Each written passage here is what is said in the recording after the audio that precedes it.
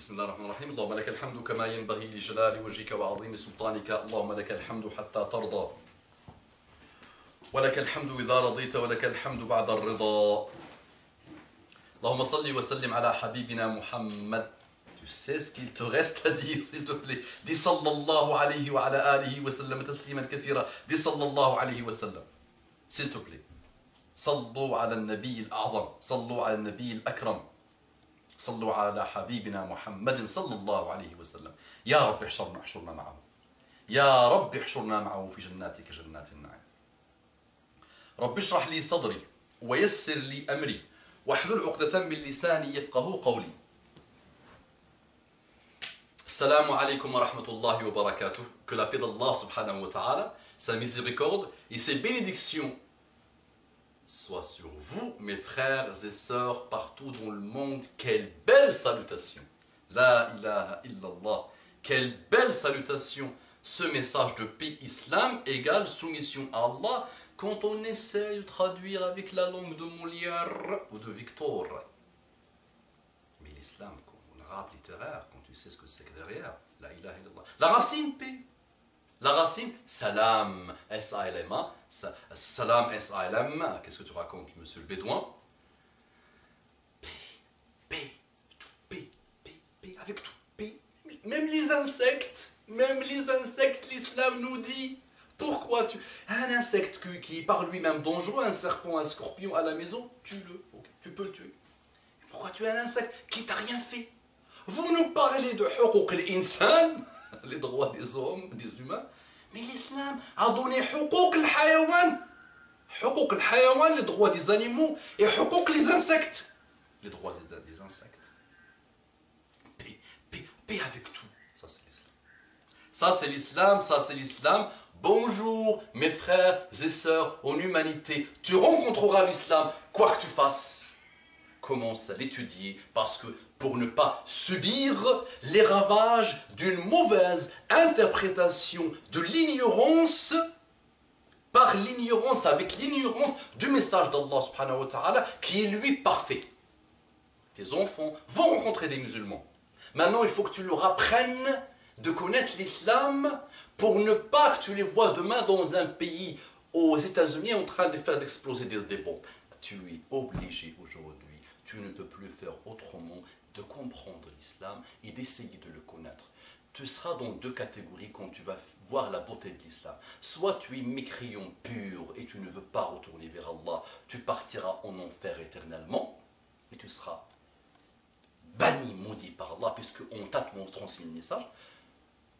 Sinon, tu vas faire comme Roger Miller. Je vais vous raconter son histoire et beaucoup d'autres depuis Adam jusqu'à aujourd'hui.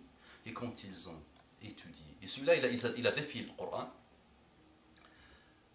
font le retour vers Allah subhanahu wa ta'ala. D'accord? S'il vous plaît. Je voudrais parler de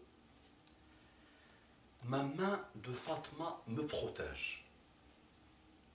Tu ne rentres pas dans une maison aujourd'hui, dans la grande majorité des maisons, où il y a malheureusement la non-connaissance de l'islam, la non-connaissance de Tawhid, l'unicité, Tawhid, où tu ne trouves pas une main accrochée dans le mur. Dans beaucoup de familles, quand l'enfant naît, on prend des choses, là, on les écrit, on les prend, on les met dans quelque chose. Le hijab, on appelle ça le hijab. On lui met une sorte de chaîne autour de lui. Quand quelqu'un a peur, il sent un mouvement bizarroïde dans sa chambre quand il veut dormir, la nuit. Et il prend un Coran, Mus'haf, il le met sous son oreiller pour qu'il le protège. Des gens qui mettent des versets sur le mur pour qu'ils les protègent, la niya de les protéger. Il y a une différence entre les savants, quand tu mets sur le mur, alors tu n'as pas cette niya-là. Mais le mettre avec cette niya. Les autres qui ne sont pas musulmans, quand ils parlent de nous, quand ils résument les musulmans, ils les résument aussi à la main de Fatma. D'où vous tenez ça? D'où toutes ces bêtises viennent? Personne ne peut te protéger autre que Allah subhanahu wa ta'ala. Personne ne peut t'apporter un atome de bien ou de mal autre que Allah subhanahu wa ta'ala. Méfions-nous de ces formes d'association que nous avons aujourd'hui dans le cœur, dans le cerveau et dans chaque cellule de nos corps. Aujourd'hui, c'est vrai que tu ne trouves plus, sauf chez des civilisations complètement égarées, complètement à côté de la plaque, des gens qui adorent une statuette. Ya'isa ash-shaytanu an yu'bada fi jazirati al-arab. Shaitan a perdu espoir qu'il soit adoré dans Jazirat al-Arab. L'autre volet de ce hadith m'intéresse parce que dans l'autre partie de ce hadith, le Shaitan a gagné en semant la zizanie. Mais je traiterai ça, Inch'Allah, dans d'autres interventions. Mais maintenant, il a trouvé une autre manière d'être adoré, qu'il a insufflé dans les cerveaux de pas mal de monde, dans cette histoire de main de Fatma. Tu mets quelque chose dans ton porte-monnaie en croyant qu'elle va te sauver.